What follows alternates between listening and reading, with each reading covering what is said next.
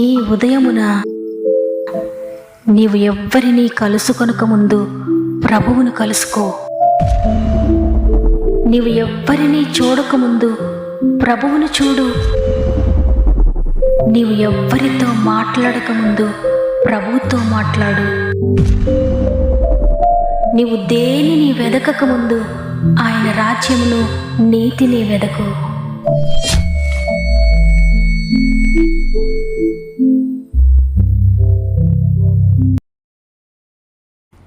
Praise the lord. ఈ ఉదయకాలమున God first అనే వాగ్దాన కార్యక్రమానికి మిమ్మల్ని అందరినీ ప్రేమతో మరి ఒకసారి ఆహ్వానిస్తూ, ప్రభువును రక్షకుడైన యేసుక్రీస్తు వారి అతి శ్రేష్టమైన నామములో నా యొక్క శుభములు మీ అందరికీ తెలియజేస్తూ ఉన్నాను. ప్రియ దేవుని బిడ్డలారా, మీరందరూ ఎలా ఉన్నారు? బాగున్నారని నమ్ముతూ ఉన్నాను. దేవుడు మరి ఒకసారి ఉదయాన్నే ఆయనతో గడిపే గొప్ప భాగ్యాన్ని మనకు అనుగ్రహించారు. దేవునితో సన్నిహిత సంబంధం ఎవరికైతే ఉంటుందో, ఎవరైతే దేవునికి దగ్గరగా ఉంటారో వారు ఎంతో ధైర్యంగా ఉంటారు. ఎటువంటి పరిస్థితి ఎదురైనా, వారి జీవితంలో పోరాటాలు ఎదురైనా, సమస్యలు ఎదురొచ్చినా, శోధనలు ఎదురైనా, నిందలు అవమానాలు ఎదురైనప్పటికీ కూడా వారు నలిగిపోరు, వారు కృంగిపోరు. నా దేవుడు నాతో ఉన్నాడని గొప్ప ధైర్యాన్ని కలిగి ఉంటారు. వారి జీవితంలో ఎన్ని వ్యతిరేకతలున్నా, వారు దాటలేని పరిస్థితులు ఎన్నున్నా వారి హృదయంలో మాత్రం సమాధానం ఉంటుంది, నెమ్మది ఉంటుంది, సంతృప్తి ఉంటుంది. దేని గురించి కూడా భయపడరు. కాబట్టి ఉదయాన మీరు దేని గురించి భయపడుతూ ఉంటే దేవుని సన్నిధిలో ఆయనతో గడపండి, ఆయనతో సమాధాన పడండి. ఆయనను దాటి ఏ శోధన కూడా మిమ్మల్ని తాకలేదు, ఏ శత్రువు మిమ్మల్ని బాధించలేదు. దేవుని బట్టి ధైర్యం తెచ్చుకోండి. అదేవిధంగా ఇంకా మీరు ఎవరైనా సమస్యల శోధనలో ఉంటే మీ యొక్క ప్రతి ప్రార్థన అవసరత కామెంట్ రూపంలో నాకు తెలియచేయండి. మీ అందరి కొరకు మేము ప్రార్థిస్తున్నాం. దేవుని చేతులు మీరు ఉన్నారు, భయపడకండి. ఏ శోధన ఉన్నా కూడా నేను దేవునిలో ఉన్నానని ధైర్యం తెచ్చుకోండి. అదేవిధంగా ఇంకెవరైనా మీకు తెలిసిన వారు సమస్యల్లో ఉంటే, మంచంపై బాధలో ఉంటే తప్పకుండా వాక్యాన్ని వినిపించండి. ఎందుకంటే ప్రతి ఒక్కరిని దేవుని వాక్యం సంధిస్తుంది, ప్రతి ఒక్కరిని తాకుతుంది. దేవుని వాక్కు వారిని తాకినప్పుడు వారి జీవితాలు మారిపోతాయి, వారి పరిస్థితులన్నీ మారిపోతాయి, వారి బంధకాలన్నీ తెగిపోతాయి. వారి జీవితంలో ఉన్న ప్రతి సమస్య నుండి విడుదల పొందుకుంటారు. కాబట్టి దేవుని మాట తప్పకుండా అనేక మందికి వినిపించండి, షేర్ చేయండి. దేవుని దీవెనలు పొందుకోండి. సమస్త మహిమ, ఘనత, ప్రభావములు దేవునికి చెల్లునుగాక. ఈరోజు దేవుడు మనకు అనుగ్రహిస్తున్న శ్రేష్టమైన వాగ్దానం యెషయా గ్రంథము 25వ అధ్యాయము 8వ వచనము. భూమి మీద నుండి తన జనుల నిందను తీసివేయును. ఆమెన్. ధైర్యం చెడిపోయి గుండె బరువుతో, గుండె భారముతో, భయంకరమైన నిందలు గుండా ప్రయాణిస్తూ, అవమాన భారంతో కృంగిపోతూ ఈ మాటలు వింటూ ఉన్నారేమో. దేవుడు మీతో మాట్లాడుతున్నారు, మీ నిందను తీసివేస్తానని. నా హృదయంలో ఈ బాధ దేవునికి ఎలా తెలిసింది? నేను అనుభవిస్తున్న ఈ నింద నా ప్రక్క వారికి కూడా తెలియదు, నా కుటుంబీకులకు కూడా తెలియదు కదా. దేవునికి ఎలా తెలిసిందని మీరు ఆశ్చర్యపోతున్నారా? దేవుడు మీ హృదయంలోని ప్రతిదీ కూడా చూస్తున్నాడు. మీ హృదయ రహస్యాలు ఎరిగిన దేవుడైనా. మీరు కూర్చుండుట ఆయనకు తెలుసు, మీరు లేచుట ఆయనకు తెలుసు. మీకు తలంపు పుట్టకముందే మీ తలంపు ఆయనకు తెలుసు. అందుకే మీ హృదయంలో మీరు బాధపడుతున్న ఆ బాధ ఆయన చూచాడు, ఆయన గ్రహించాడు. అందుకే మీతో మాట్లాడుతున్నాడు. మీరు చెయ్యని నేరానికి మీరు నింద మోస్తున్నారు కదా, తప్పకుండా నేను ఆ నిందను తొలగిస్తాను, మీ నిందను తుడిచివేస్తానని దేవుడు సెలవిస్తున్నాడు. ఈ లోకంలో ధనము లేకపోయినా భరించగలుగుతాం, ఒకరోజు ఆహారం లేకపోయినా తట్టుకోగలుగుతాం, ఆస్తి అంతస్తులు లేకపోయినా బ్రతుకుతాం. కానీ చేయని నేరానికి నింద మోపుతూ ఉంటే, చేయని నేరానికి అవమానిస్తూ ఉంటే మాత్రం భరించలేకపోతాం. ఇక ఎందుకు నా బ్రతుకు, నేను ఎందుకు ఇంక బ్రతకాలి, ఇంతగా అవమానించబడ్డాను కదా, ఇంతగా నిందనని అనుభవించాను, నేనే పాపం చేయలేదు, నాకు తెలియదు, కానీ ఇంత నింద నాపైన పడింది కాబట్టి నేను బ్రతకలేనన్నట్లుగా కృంగిపోతాం. నాకు కలిగిన ఈ నింద, ఈ అవమానము నేను భరించలేనిది, నేను తట్టుకోలేకపోతున్నాను, ఇక నేను బ్రతకలేనన్నట్లుగా జీవితంపై విరక్తి పెంచుకొని సూసైడ్ చేసుకోవాలనే థాట్స్ కలిగి నేను చనిపోతే బాగుండును, నేను మరణిస్తే బాగుండునని చనిపోతున్న వారిని కూడా మనం అనేక మందిని చూస్తూ ఉన్నాం. ఈరోజు ఈ మాటలు వింటున్న మీరు కూడా ఒకవేళ ఇదే పరిస్థితిలో ఉన్నారేమో. నేను ఇంక బ్రతకలేను అనుకుంటున్నారా? నేను ఇక తల ఎత్తుకోలేను, నేను చనిపోతానని కృంగిపోతూ ఉన్నారా? ప్రియ చెల్లి, ప్రియ తమ్ముడు, భయపడొద్దు. నీ నిందను కొట్టివేసే ప్రభు ఉన్నాడు. ఆయన నీవే నిందైతే భరిస్తున్నావో, ఏ అవమానమైతే నీ పైన ఉందో దానికి బదులుగా రెట్టింపు ఘనతనిస్తాడు త్వరలోనే. నీవు ఆయనపై ఆధారపడితే, తండ్రి నా నింద, నా అవమానము, నా భారం అంతా నీపై వేస్తున్నాను. మీరు సిలువలో నాకు బదులుగా నింద భరించారని విన్నాను. మీరు భరించారు కాబట్టి నేను ఇక చనిపోవాల్సిన అవసరం లేదు. తండ్రి నా నింద భరించినందుకు వందనాలు, నా అవమానాన్ని కొట్టివేస్తున్నందుకు వందనాలని మీరు కనుక ప్రభు సన్నిధిలో ప్రార్థిస్తే మీ నిందంతా కూడా కొట్టివేస్తాడైనా. త్వరలోనే మీ నింద, మీ అవమానములన్నీ కూడా కొట్టివేయబడతాయి. దాని స్థానంలో రెట్టింపు ఘనత మీరు పొందుకుంటారు. చూడండి, ఇదే విధంగా అవమానంలో నుండి, నిందల్లో నుండి ఘనతలోనికి నడిపించాడు దేవుడు యోసేపును. యోసేపు జీవితంలో తన చెయ్యని నేరానికి నిందను అనుభవించాడు. పోతిఫరు భార్య యోసేపును ఎంతగానో పాపములు పడవేయాలని చూచింది. అయితే పాపమునకు ఒప్పుకోలేదు యోసేపు.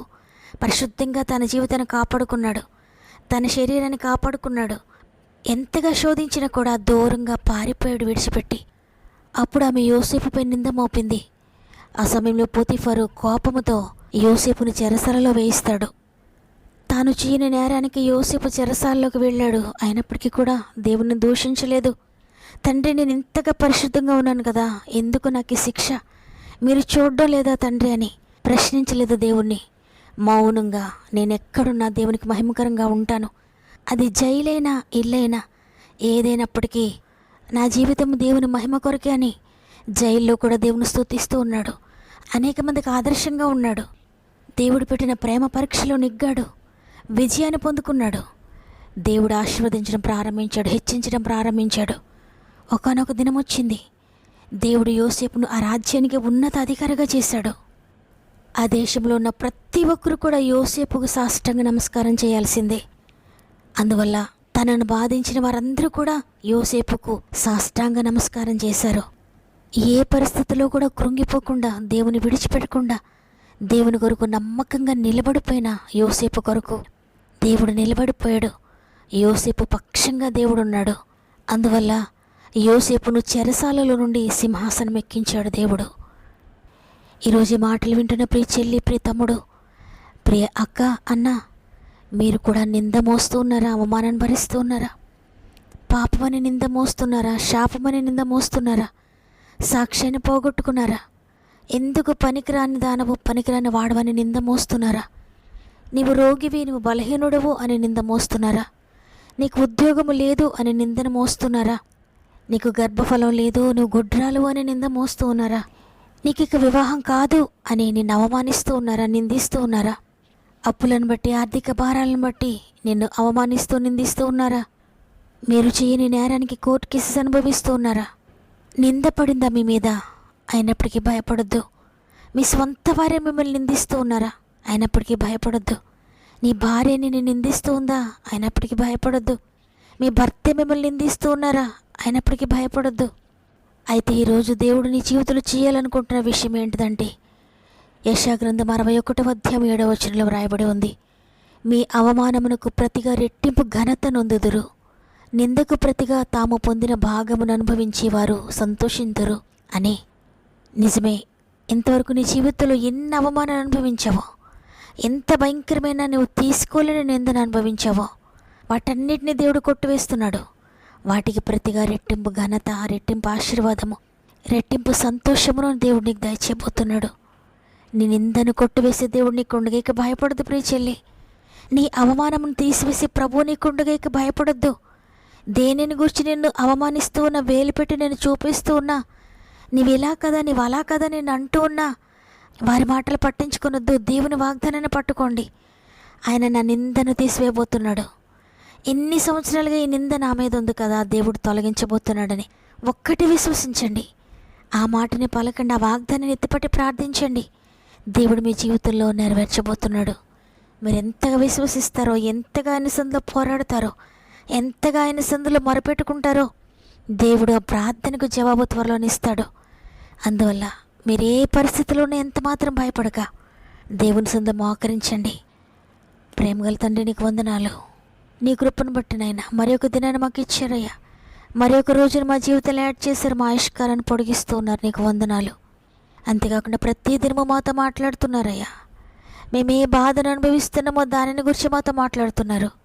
మేము ఏ శ్రమలో ఉన్నామో దానిని గురించి మాతో మాట్లాడుతున్నారు. తండ్రి నీకు వందనాలు. ఈరోజు మాతో మాట్లాడారు, మీ నిందను కొట్టివేస్తున్నానని. దేవా, ఎవరైతే నిందల్లో ఉండి ఈరోజు మోకరించి ప్రార్థిస్తున్నారో వారి జీవితంలో ఉన్న నింద ఎంత పెద్దదైనా, ఎంత భయంకరమైనదైనా అదంతా కూడా కొట్టివేయడానికి సమర్థుడవయ్యా. ప్రతి జీవితాన్ని చేతులకు అప్పగిస్తున్నాను. ప్రతి నిందను కొట్టివేయండి, ప్రతి అవమానమును కొట్టివేయండి. వారి జీవితంలో వచ్చిన ఆ భయంకరమైన మచ్చ తొలగించండి అయ్యా. మీరు నీ రక్తంతో కడిగి వేయండి అయ్యా. నీ పరిశుద్ధతను మరలా దయచేయండి, నీ పవిత్రతను మరలా దయచేయండి. పోగొట్టుకున్న సాక్ష్యాన్ని తిరిగి దయచేయండి, పోగొట్టుకున్న ఆరోగ్యమును తిరిగి దయచేయండి, పోగొట్టుకున్న బలమును తిరిగి దయచేయండి అయ్యా. పోగొట్టుకున్న ఆత్మీయతను తిరిగి దయచేయండి తండ్రి. వారు ఏది పోగొట్టుకున్నారో సమస్తాన్ని తిరిగి రెస్టోర్ చేయండి. మరి ముఖ్యంగా ఎంతోమంది సమస్యల్లో ఉండి, భరించలేని పరిస్థితుల్లో ఉండి కామెంట్ రూపంలో నాకు తెలియజేస్తున్నారు. ప్రతి ఒక్కొక్కరిని జ్ఞాపకం చేసుకోండి అయ్యా. ప్రతి ఒక్క కామెంట్ మీద యేసు రక్తాన్ని ప్రోక్షిస్తున్నాను. వారి జీవితంలో ఉన్న ఆ భయంకరమైన నిందన అవమానం తొలగించండి, వారి కష్టమును తొలగించండి. అది ఆత్మీయంగానైనా, ఆర్థికంగానైనా, శారీరకంగానైనా, మానసికంగానైనా, ఆరోగ్యపరంగానైనా, సామాజికంగానైనా, ఏదైనప్పటికీ కూడా తండ్రి వారు అనుభవిస్తున్నది ఏదైనా అద్భుతకరమైన విజయం దయచేయండి తండ్రి. వారి యొక్క ప్రతి సమస్యలను విడిపించండి అయ్యా. వారు అనుభవిస్తున్న భయంకర సమస్యలకు ప్రతిగా రెట్టింపు సంతోషాన్ని దయచేయండి తండ్రి. మరి ముఖ్యంగా ఈరోజు పుట్టినరోజులు, పెండ్లి రోజులు జరుపుకుంటున్న వారందరికీ కూడా గాయపడిన చేతులకు అప్పగిస్తున్నాను. ఈ సంవత్సరం అంతా తోడుగా ఉండి నడిపించండి. గర్భంతో బిడ్డలను కూడా జ్ఞాపకం చేసుకోండి అయ్యా. 9 నెలలు మీరు తోడుగా సహాయకుడుగా ఉండండి. ఆరోగ్యం ఇచ్చి, నెమ్మదినిచ్చి, సేఫ్ డెలివరీస్ దయచేసి చక్కటి ఆరోగ్యకరమైన బిడ్డలు దయచేయండి అయ్యా. ఈ దినమును ప్రారంభిస్తూ ఉండే రోజంతా మా ఆత్మీయ కుటుంబానికి తోడుగా ఉండండి. వారు ఎక్కడికి వెళ్తున్నా, ఏ పనుల కొరకు వెళ్తున్నా ప్రతి పనిని మీరు సఫలపరచండి. ప్రతి విషయంలో గొప్ప జయమును దయచేయండి. ప్రతి ప్రారంభంలో మీరు ప్రారంభించండి. ప్రతి ప్రయత్నమును మీరు ఆశీర్వదించండి. ఉద్యోగాల్లో మీరు తోడుగా ఉండండి, వ్యాపారాల్లో మీరు తోడుగా ఉండండి, వ్యవసాయాలు మీరు తోడుగా ఉండండి, హాస్పిటల్కి వెళ్తుంటే మీరు తోడుగా ఉండండి, చదువుకుంటే మీరు తోడుగా ఉండండి, ఎగ్జామ్కి వెళ్తుంటే మీరు తోడుగా ఉండండి, ఉద్యోగ ప్రయత్నాల్లో తోడుగా ఉండండి. ఇక ఏ ప్రయత్నం చేస్తున్న ప్రతి ప్రయత్నమును కూడా మీరు సఫలపరుస్తున్నందుకు వందనాలు చెల్లిస్తూ, ఎంతవరకు వారు అనుభవించిన ప్రతి నిందన అవమానాన్ని కొట్టివేసి సంతోషాన్ని మీరు దయచేస్తున్నందుకు నీకే కృతజ్ఞతాస్తుతులు చెల్లిస్తూ, ఈరోజంతా మా ఆత్మీయ కుటుంబానికి తోడుగా ఉండమని యేసయ్య పరిశుద్ధమైన నామములో అడిగి వేడుకొంచున్నాను తండ్రి. ఆమెన్. ఈరోజు ఈ వాగ్దానాన్ని విన్న ప్రియ చెల్లి, ప్రియ తమ్ముడు, తట్టుకోలేని, భరించలేని నింద, అవమానము మీకు ఎదురైందా? భయపడొద్దు, మీ నింద కొట్టివేయబడబోతుంది.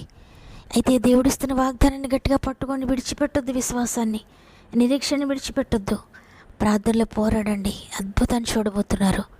ఈ వాగ్దానం ద్వారా నేను బలపరచబడినన్న వారందరూ ఆమెనని చెప్పండి. లైక్ చేయడం, షేర్ చేయడం మర్చిపోకండి. దేవుని చిత్తమైతే తిరిగి రేపు అందరం కలిసి ఆయనను స్తుతిద్దాం. అంతవరకు ప్రభు మీకు, మీ కుటుంబాలకు తోడు నడిపించునుగాక. God bless.